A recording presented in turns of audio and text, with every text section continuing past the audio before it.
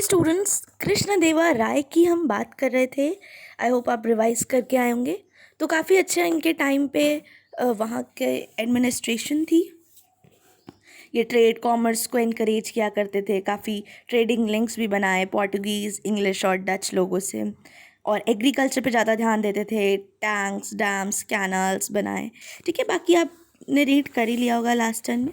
अब एडमिनिस्ट्रेशन की बात करें तो बच्चों, एडमिनिस्ट्रेशन में किंग सेंट्रल पावर था। इसके अलावा एम्पायर मंडलम्स, नदूज, स्थालास एंड ग्राम्स में डिवाइडेड था। आप मीनिंग हर वर्ड की देख सकते हैं, यहाँ पे साथ में लिखी हुई है। और हर मंडलम में, हर प्रोविंस में एक गवर्नर हुआ करता था। इस टाइम पे जो बुरी चीज़ हुई थी वो ये थी कि जो लोकल सेल्फ गवर्नमेंट छोला एडमिनिस्ट्रेशन के टाइम पे थी, वो इस टाइम पे ख़राब हो गई थी एंड फ्यूडिलिटी आ गई थी। इकोनॉमिक कंडीशन की बात करें तो काफ़ी एग्रीकल्चर, ट्रेड और कॉमर्स काफ़ी अच्छा था। रेवेन्यू लैंड से मिलती थी, आपको जो टैक्सेस होते हैं वो लैंड से मिलते थे, वो मेन सोर्स ऑफ इनकम थे। एंड वो किसी भी लैंड की फर्टिलिटी के अकॉर्डिंग मिला करते थे। इसके अलावा प्रॉपर्टी और चीज़ों की सेल, प्रोफेशन और मैरिज पे भी यहाँ पे टैक्सेस थे, रेवेन्यूज़ थे। एंड कैसे हुआ एम्पायर का वो भी मैं आपको बता देती हूँ नेक्स्ट स्लाइड में। सो चिल्ड्रन, कृष्णदेव राय की डेथ के बाद काफ़ी वीक हो गया किंगडम। एंड साउथ के जो किंग्स थे उन्होंने आपस में हाथ मिला लिया एंड विजयनगर के रूलर को 1565 में बैटल ऑफ तालीकोट में डिफीट कर दिया। अब नेक्स्ट स्टार्ट करते हैं हम next kingdom, the Bahmani kingdom.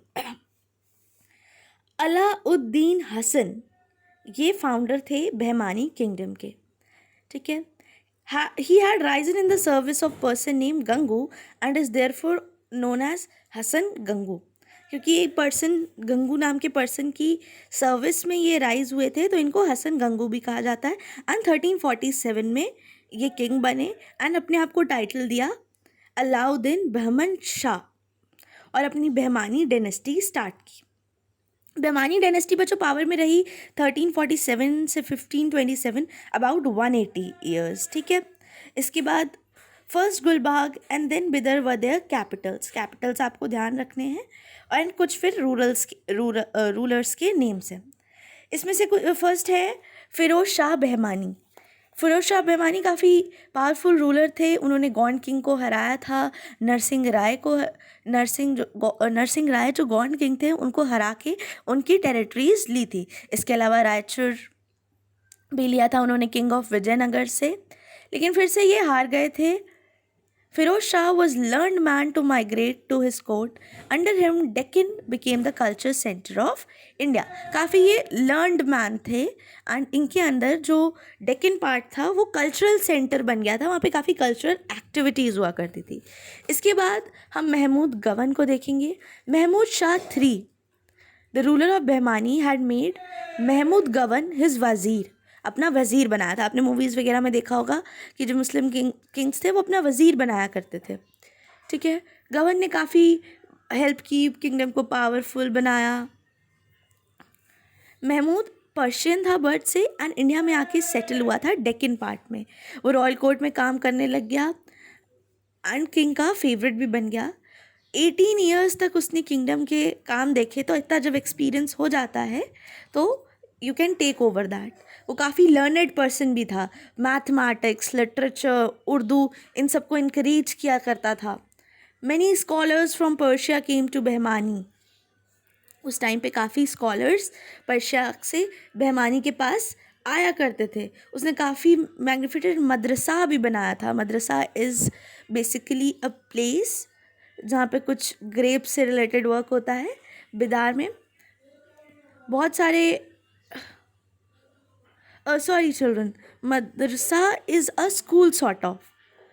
हाँ, मदरसा एक स्कूल जैसा होता है। तो काफ़ी students different countries, different parts से इंडिया के आके end of course different country से भी आके उस मदरसा में पढ़ते थे। इसमें एक लाइब्रेरी भी थी जिसमें ओवर 3000 मैन्यूस्क्रिप्ट्स थी। आप बुक से कंपेयर कर सकते हो मैन्यूस्क्रिप्ट से। इसके बाद है डेक्कन परदेसी conflict. The kingdom was a witness of continuous conflict between two groups of nobles at court. Deccani and Pardesi. यहाँ पे दो टाइप की कॉन्फ्लिक्ट लड़ाई चलती थी। डेक्कनीज वहाँ के ओरिजिनल लोकल लोग थे and Pardesi Iran, Turkey, Arabia and Central Asia से आए थे। They were looked upon as foreigners by the local Deccani nobles. तो जो डेक्कन के नोबल्स थे वो उनको ऐसे ट्रीट करते जैसे ये तो फॉरेन से आए हैं, फॉरनर्स हैं, ठीक है। तो ये दोनों पार्टीज़ आपस में एक दूसरे के अगेंस्ट रहती थी। महमूद गबन एक परदेसी थे। He fail to unite the two groups. वो दो ग्रुप्स को यूनाइट नहीं कर पाए। इस वजह से उनके ओपोनेंट्स ने उनके अगेंस्ट कॉन्स्पिरेंसी की, मीन्स एक प्लान बनाया एंड उनको एग्जीक्यूट किया 1481 में। अब एडमिनिस्ट्रेशन की बात करें, जो सिंपल एडमिनिस्ट्रेशन है, वज़ीर या वकील हेड होता था, फिर सीनियर ऑफिशियल्स होते थे। अमर ई जुबला फाइनेंस मिनिस्टर, जो आप कह सकते हो हेड ऑफ फाइनेंस। वज़ीर ए शरीफ जो था फॉरेन अफेयर्स का हेड। फिर सदर ए जहान जो रिलीजियस एंड जुडिशल डिपार्टमेंट का हेड था। किंगडम काफ़ी प्रोविंसेस में डिवाइडेड था जिसको तरफ कहा जाता था। हर प्रोविंस में एक गवर्नर था जिसे अमीर और तरफदार कहा जा सकता था। सो ये आप पढ़ सकते हो। And then end of kingdom 1527 में 5 इंडिपेंडेंट सल्तनेट्स में ये डिवाइड हो गया था। अहमदनगर, बीजापुर, गोलकोंडा, बेरार एंड बिदार। इनके रूलर्स के नेम्स आप देख लीजिएगा। With this we come to the end of the chapter.